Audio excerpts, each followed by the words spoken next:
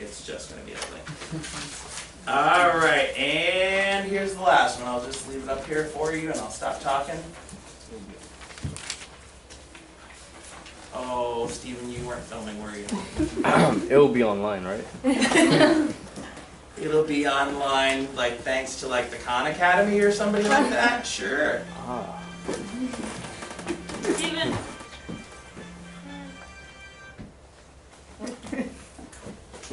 Okay, don't know that I have a whole lot more to say.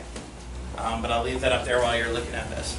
Alright, so commitment number 1 that I made, I'm going to email the worked out solutions to these problems as well as the ones from the other night to you guys. You'll have that in your mailbox shortly after my class is over. Alright, Myra, we miss you. You'll get those solutions as well. North Central, East End, you're going to get the solutions as well. Alright, let's take a look at the take-home quiz that you're going to do, and let's set some expectations here. What is that? Okay, so take-home quiz was delivered to you. Thank you, Carmen, for the work that you do. Alright, in round 1, there are 3 problems here. You have to do 2 of them. I don't care which 2 you do, they are worth the same number of points. To me, all is well. Choose 2. Do not get fooled and stop halfway here and be like, yay, I've solved the problem. You are only halfway there. To solve the problem also involves justifying absolute max, absolute minimum. If you're not doing the justification, you're going to get no more than half the points. This is really important. I think what you're going to find is that the round 1 problems are kind. I didn't say anything yet about round 2. Round 2, everyone is going to do this one and take a look at this one. I'm also being kind here. I'm being kind in a different way. Polymon, how am I being kind? Give us the equation. I actually gave you the objective function here. So your job is to do whatever the heck it is your job is to do. Let's not go that far. I think that I have a heart and a soul.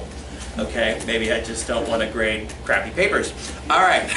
So, in total, Maybe you actually want to solve like 1,000 other. Exactly. I don't need to see 35 different versions of how to solve this problem.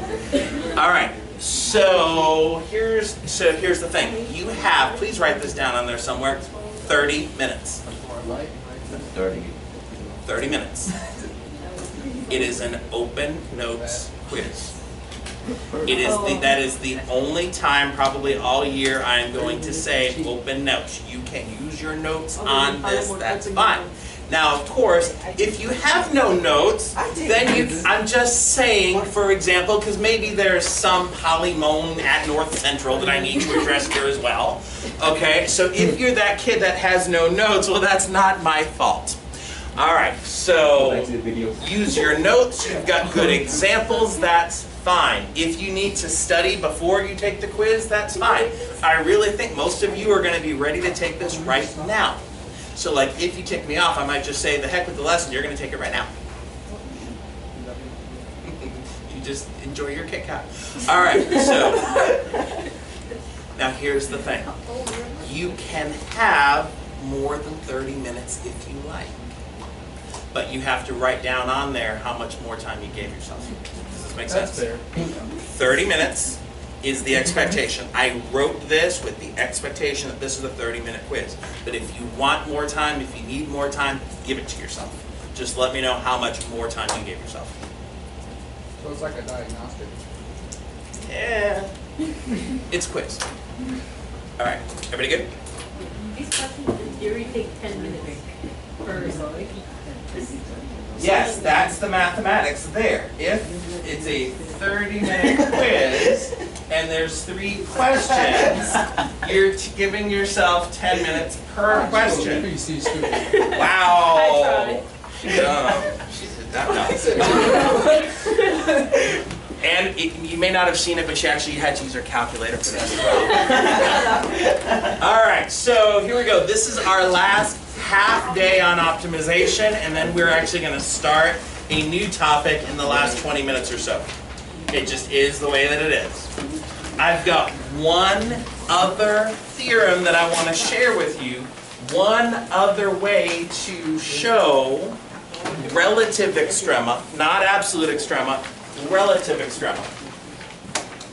All right, so let's get started. If I ask you to show me that a function had a relative maximum, there are two ways you could go about doing this. What are those two ways? Relative max. Found it. There you go. Sorry. Relative max. What are the two ways? David, what's one way you could show that a function is a relative max? F prime changes from positive to negative. F prime of x changes from positive to negative at x equals c. That's a way. There's a second way. What's the second way? Go back to the original function. Celeste? F changes from increasing to decreasing. F of x changes from increasing to decreasing at x equals c. Is everybody okay with this? There's a third way that we've never talked about, and in fact our friend on Friday decided that he was going to take the marker from me. Such a good story. I've told everybody, and apparently everybody already knew before I told them. Yeah, we'll have to talk about that some more. There is something called the second derivative test. This is the third way to prove, and I want to get the adjective right here, relative extrema, not absolute extrema. You are not proving absolute extrema with the second derivative test. But here's how the second derivative test works. Let f be a function such that f prime is equal to 0. First of all, f prime is equal to 0. What does this mean? F prime. If f prime is equal to 0, what do we know about the original function? There's a horizontal tangent line. If f prime is equal to 0, then this means horizontal tangent line. All right, take a minute, and I want you to draw for me while I take attendance here. All the different ways a function could have a horizontal tangent line. You should be able to come up with at least 5 different ways.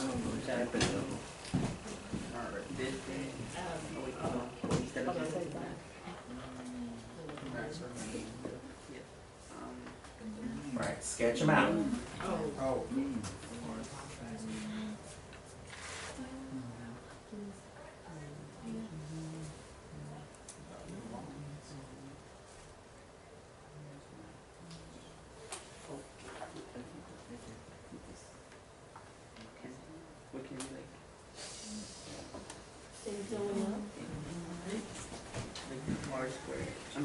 Alright, so 1, I see 2. Alright, I've got some over here. We've got some back here. Alright, ways that a function could have a horizontal tangent line. I've seen this, and I've seen that. These are 2 examples of functions that have horizontal tangent lines at x equals c. I think there are some other ways that we need to consider. Paul, what's another way? Horizontal asymptote doesn't mean horizontal tangent line. I need a perfectly horizontal tangent line, and horizontal asymptotes don't actually get me that. There's something else that can happen with the function.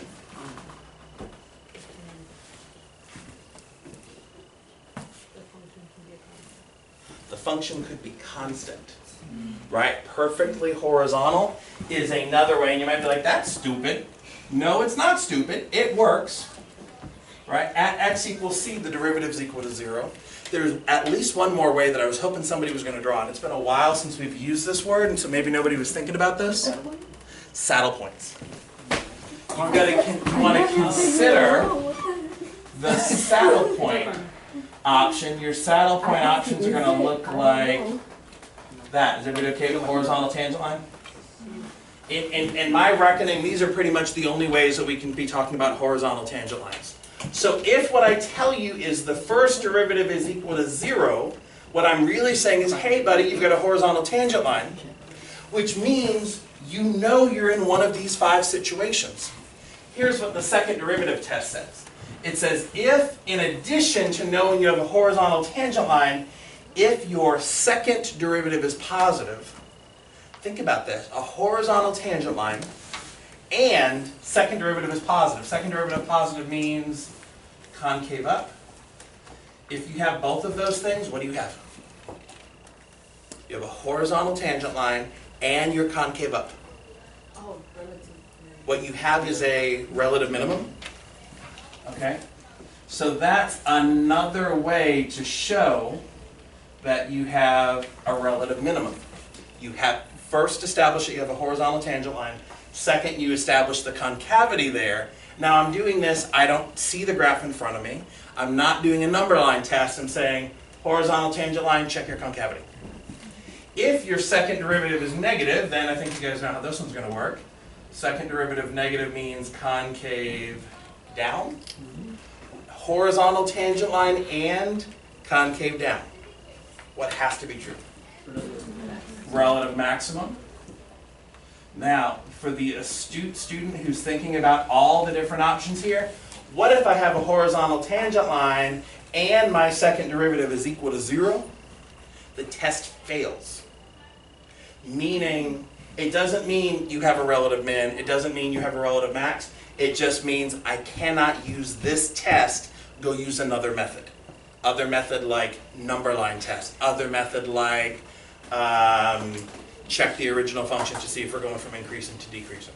Is everybody okay with second derivative test?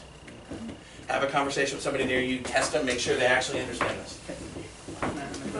And read the notes at the bottom.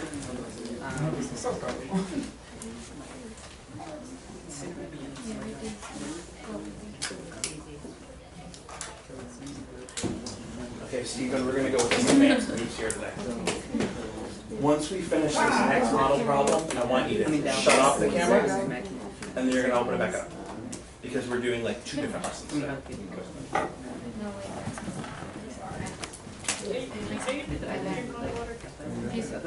Yeah. Should I tell Mr. Link you're going to stay and take this? Okay, thank you. All right.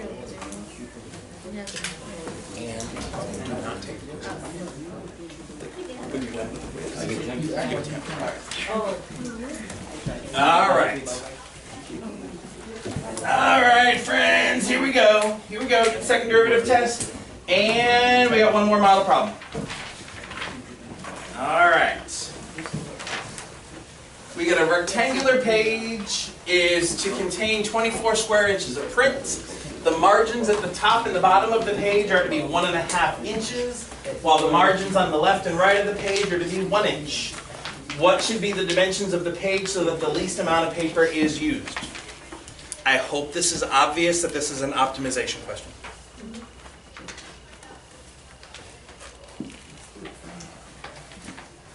Least amount of paper. Take a minute, show me what you can do with setting up your optimization, your constraint, identify any domain restrictions that you might have.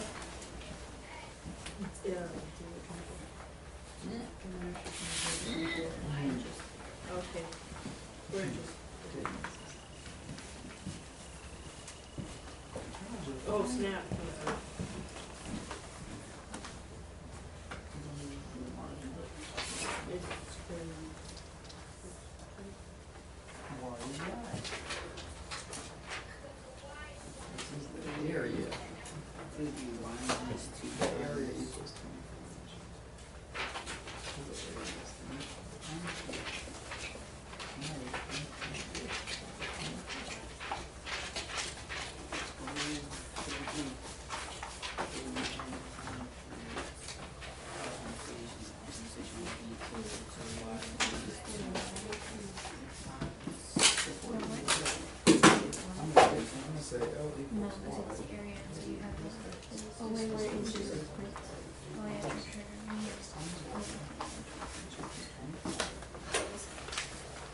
Wait, so the area equals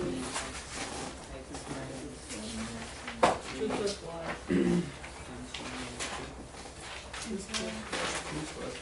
times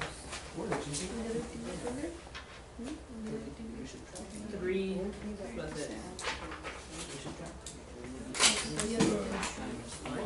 You're saying we're subtracting the border. Because these are the margins.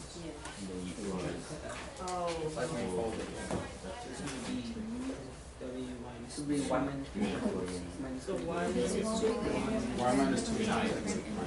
We're just doing it in terms of For L. area, right? Yeah. This times 24.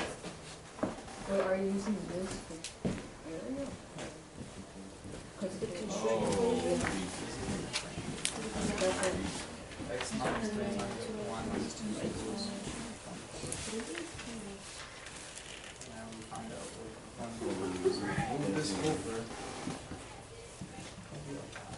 No. Alright, rectangular page, 24 square inches of print, margins at the top and bottom. What should be the dimensions of the page so that the least amount of paper is used? So I'm curious, what's the constraint? X times Y. X times Y. What was that? X times Y equals X times Y equals 24? Yes. Yeah. yes. Andrew, would you agree? Why is that the constraint, Andrew? Because it's asking for the space of 24 square inches and 24 square inches for what though? the rectangle. For like the big rectangle? The page. Not for the page, no. Oh, for the text. For the print, for the text. For the text. This part here has to be able to contain 24 square So inches. then this is, yeah, this So this, you've got X and you've got Y, and so for my constraint, I'm gonna say that X times Y is equal to 24. What am I trying to optimize? Perimeter. I want not perimeter. Wait. There's still an area, but it's just of the text. It's still an area question. You've got the text that's in here, and then you've got like the area. Aaron, So we took that and we did x minus 3 times y minus 2. X minus 3 times Y minus 2. Now here's my concern. If X and Y are the height and the length of the text, then shouldn't you be adding? You're adding for the margins? Like this piece here is Y. Y is the length of the text. And then I have a 1-inch margin here and a 1-inch margin here. So it should be Y plus 2. And then we're doing, what is it, 1.5 this way? Yes. And 1.5 going that way. So it'll be Y plus 2 times X plus 3. That's what I'm trying to maximize. Now, do we have domain that's restrictions? why. That's why, because you're adding the margins. Think about X and Y here. You're putting text in the margin. Is there a maximum X value? Is there a minimum X value?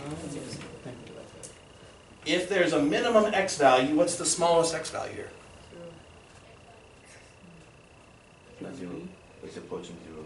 It shouldn't be 0 because I have to get 24 square inches of print. So you can't do 0. You'd say like 0 is less than X is less than, what's the biggest? It approaches the 3. What's the biggest value for X that I could still have an area of 24? Now the mistake we were making last week is you guys were telling me, oh, the biggest that the X value could be is 24 because I need the print to multiply to give me 24. Yeah, but you But the mistake we were making last week, remember, what's the mistake here? We were assuming that you jump from 0 to 1. Right, you're saying like, well, this can be no bigger than 24, but this can be no smaller than 1. put that in the equation. And actually the reality is here, you're going from like 0 to infinity. So you've got an open interval, not a closed interval. You're probably going to have a continuous function. Let's hope that we have a continuous function. But I'm not going to be able to use the extreme value theorem because I have an open interval. Okay, I'm pretty sure you guys know what your next move is. We got to rewrite this area equation in terms of one variable. Well, if X times Y equals 24, solve it for X, solve it for Y. Those are pretty much equivalent thoughts. So if X times Y equals 24, then I'm going to say that Y is equal to 24 divided by X. And for the friends that are feeling comfortable, solve this one on your own. So your area is going to be, what is this, 24 over X plus 2 times X plus 3. That's what I need to find the derivative of. Set equal to 0. Do all the things. So product rule set equal to 0. Product rule set equal to 0 is an option. Or The other option? Yeah, that's why. Algebra, distribute, then. Then Okay, either way you want to do it is fine. I'm going to trust that you guys are pretty much good to finish this off on your own. If I multiply this out, what is that 24, 72 over X plus 2X plus 6. If I simplify, then area is 30 plus 2X plus 72 over X. I'm going to take the derivative. Derivative of 30 is 0. Derivative of 2X is 2. Derivative of 72 over x, Minus 7. quotient rule, power rule, or you just know derivative of 1 over x is negative 1 over x squared. So the derivative here has to be negative 72 over x squared. I'm curious, how many guys are feeling like once you get here, once you get the variable, the equation in one variable, we've got it under control? Okay, that's pretty typical. It's this first part that's going to mess you up. Okay, you took the derivative, you know what to do next. Set this equal to 0. I need to solve that equation. Okay, so if 2 minus 72 over x squared is equal to 0, one option, right? Fraction killer. Aaron, if you're able to look at this and you say like, well, I know 72 over x squared has to be 2, so what does x have to be? 6 or negative 6, that's fine. We're going to get 2x squared minus 72 is equal to 0, 2x squared equals 72, x squared is 36. So x is going to be plus or minus 6. Given the fact that we're doing an application problem, negative 6 makes no sense. So my candidate is x equals 6. Is everybody okay with this? Now, here's the thing. Is that a max? Does this cause a minimum? We don't know yet. Option 1, when you have endpoints, you take the candidate and you take the endpoints and you plug them back into your optimization equation and you say, ta-da, max. Option 2. What's option 2? Number line test. Could I do a number line test? Yeah. Sure, and it wouldn't even be that hard to do a number line test. Okay? But number line test gets you relative max, not absolute max. And good news, we have one candidate. If there's only one candidate, that is the only one. That has to be the thing. What I want to do is I want to use the second derivative test, just to show you guys something new. Okay, with the second derivative test, what needs to happen? Go back and check your notes if you need to. Second derivative, let's see. If f of c is greater than less than 0. Let's see, first of all, we need to test the second derivative. So go get me the second derivative. We know that a prime is 2 minus 72 over x squared. If you want, maybe you want to rewrite this as 2 minus 72x to the negative 2 power. Quotient rule. Derivative of 2 is 0. Negative 72x to the negative 2. What is that, 144x to the negative third? So 144 over I'm saying you still have both sides. x cubed. Or you could use the quotient rule. Lots of options. It's Lots of. still part of what you said. Is everybody okay with the second derivative? Here's the reason you find the second derivative though. I want to know what's the second derivative at 6. The second derivative at 6 is 144 over 6 cubed. Don't fall for it. I don't need to know that 6 cubed is 216. I don't need to know what 144 divided by 6 cubed is. I need to know one thing and one thing only. And that one thing is positive or negative. Positive. Let's put all the thoughts together. At x equals 6, two things happen. The second derivative test, your justification, you need to get me both things. What are the two things that have to happen here? Why do we even look at x equals 6? It's a candidate. It's a candidate because a prime of 6 is equal to 0. And we know that a double prime of 6 is positive. At x equals 6, I have a horizontal tangent line, and I'm concave up. Therefore, what's the conclusion? A has a what? Relative minimum. Relative minimum at x equals 6. Now be careful. Don't fall for it. I mean, we're not done. We need to find, Absolutely. no. Lewis, what? Why are we not finished? Because we have to find the absolute maximum. If it's the only candidate, we can. Right, the adjective says it all. This is a relative minimum. This is not the absolute minimum, but we are so close. We are so darn close to this absolute minimum. How do we get to the absolute minimum? How do we prove that we have an absolute minimum? Because One person? Two people? David, how are you going to prove that it's an absolute minimum? Because it's the only candidate. This is the only candidate. I'd say something like this. For x greater than 0, x equals 6 is the only candidate. So what do we know? This implies A has an absolute min at x equals 6. It's this switch in the adjective from a relative minimum. I know that the function changes from decreasing to increasing, to it's the only place where there is such a change. That gets me to the absolute minimum.